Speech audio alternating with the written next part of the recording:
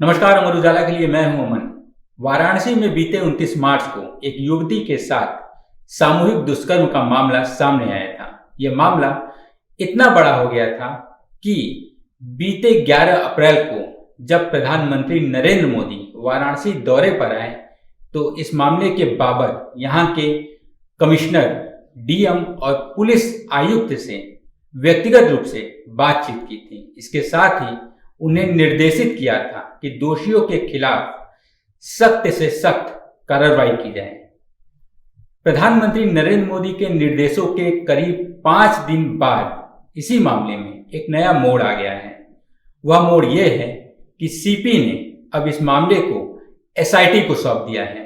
SIT 30 दिन के अंदर अपनी रिपोर्ट सीपी को देगी। इस बीच सीपी ने यह भी कहा है कि बिना एसआईटी के निर्देश के किसी भी आरोपी की गिरफ्तारी अब नहीं की जाएगी। इस मामले में तकरीबन 16 दिन में 14 आरोपियों की गिरफ्तारी हो चुकी है। इस बीच 17 अप्रैल को आरोपियों के परिजन गुस्सा गए और वे सीधा जिला मुख्यालय पर जाके धरना प्रदर्शन करने लगे। इसके साथ ही उन्होंने सीपी से भी मुलाकात की है। मोहित अग्रवाल को उन्होंने ज्ञापन सौंपा है और कुछ सबूत भी दिए हैं, जिसमें यह कहा गया है कि आरोपी लड़की खुद आरोपों के संदेह में घिरी हुई है। पहला आरोप यह है कि लड़की जब इतने दिनों तक इधर उधर भटकती रही और अपनी सहेली के घर पर रही तो वह क्यों अपने घर नहीं गई। इस बीच क्यों उसने पुलिस से संपर्क नहीं किया।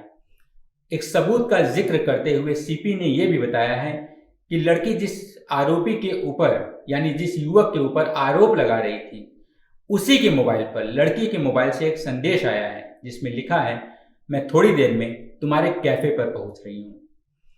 इन सब सबूतों का जिक्र करते हुए सीपी ने यह आदेश दे दिया है कि अब किसी भी आरोपी की गिरफ्तारी नहीं होगी। गिरफ्तारी करने से पहले एसआईटी उस आरोपी के बारे में पूरी पड़ताल करेगी, उसके बाद ही कोई अगला कदम उठाया जाएगा। देखिए, हमारे जनपद के थाना लालपुर पांडेपुर में एक एफआईआर 6 तारीख को दर्ज हुई थी, जिसमें एक लड़की ने अलग अलग दिनों में अलग अलग लड़कों के द्वारा उसके साथ बलात्कार करने की घटना का जिक्र किया था, जिस पर पुलिस ने तत्काल एफआईआर दर्ज करके उस समय कार्रवाई आरंभ की थी और इसमें 14 लोगों को गिरफ्तार किया था। आज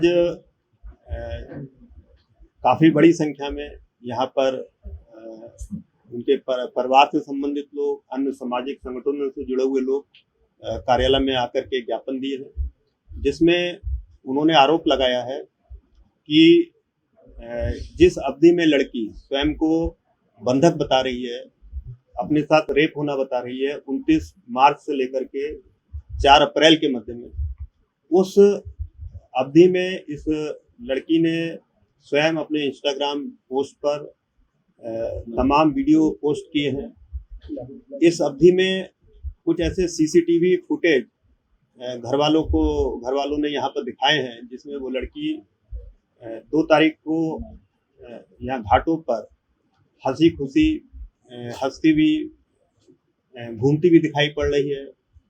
या एक वीडियो और दिखाया गया है जिसमें वो अपने दोस्तों के साथ मोटरसाइकिल पर जाती भी दिख रही है।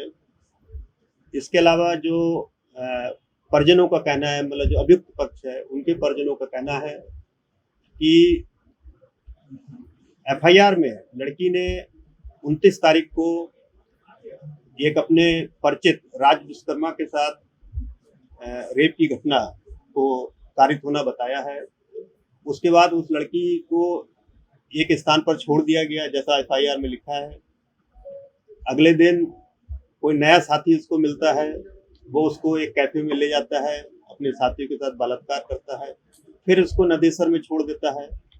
तीसरे दिन अगला मिलता है, उसको गलत काम करके होटल के बाहर छोड़ देता है। एक दिन लड़की 80 घाट पर रहती है, एक दिन लड़की अपनी सहेली के घर जाती है, वहाँ भी सोती है, फिर एक दिन आईपी मॉल के सामने बैठती है, इन सभी स्थानों पर पुलिस की, जैसे 80 घाट पर भी चौकी है, आईपी मॉल से भी 200-300 मीटर की दूरी पर पुलिस की चौकी है। पुलिस इन स्थानों पर पेट्रोलिंग भी करती रहती है। तो घर वालों का आरोप है कि यदि उसके साथ इन दोनों में कोई गलत काम हो रहा था तो उसने पुलिस को सूचना क्यों नहीं दी, या जैसे हुकुलगंज में उसको छोड़ा गया था, वहां से उसका घर हुकुलगंज में ही है, तो वो अपने घर क्यों नहीं गई। 2 दिन वो सहेली के घर रही तो वहां पर उसने सहेली को दुष्कर्म की बात क्यों नहीं बताई। इस तरह के आरोप तथ्य जो उन्होंने इन पर जांच करने के लिए प्रार्थना पत्र दिया है। इनका ये भी कहना है कि यदि 23 लोगों ने उसके साथ गलत कार्य किया तो उसके कोई चोटें, शरीर पर कोई संघर्ष का निशान क्यों नहीं आया। अलग अलग कैफे में उसने आरोप लगाया है कि उसके साथ गलत काम हुआ तो उसने कोई शोर शराबा हल्ला वहां पर क्यों नहीं मचाया। जो 23 लोगों के नाम, जिसमें से 12 नामजद हैं एफआईआर में, और कोर्ट में लड़की ने मात्र 9 लोगों को नामजद किया है।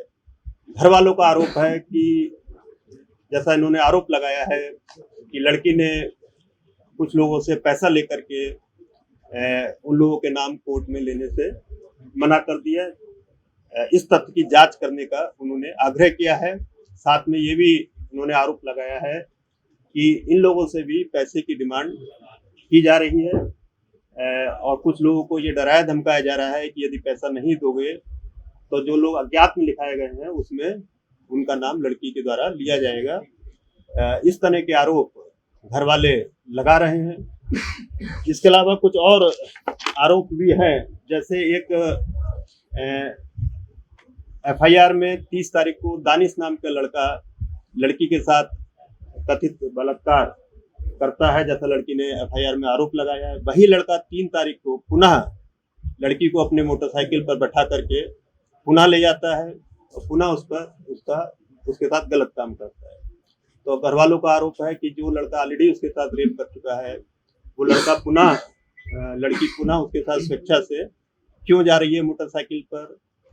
एफआईआर में एक जगह जिक्र किया गया है कि मोटरसाइकिल पर 2 लोगों ने हाईवे पर लड़की के साथ गलत काम किया, जो कि घर वालों का कहना है कि संभव नहीं है।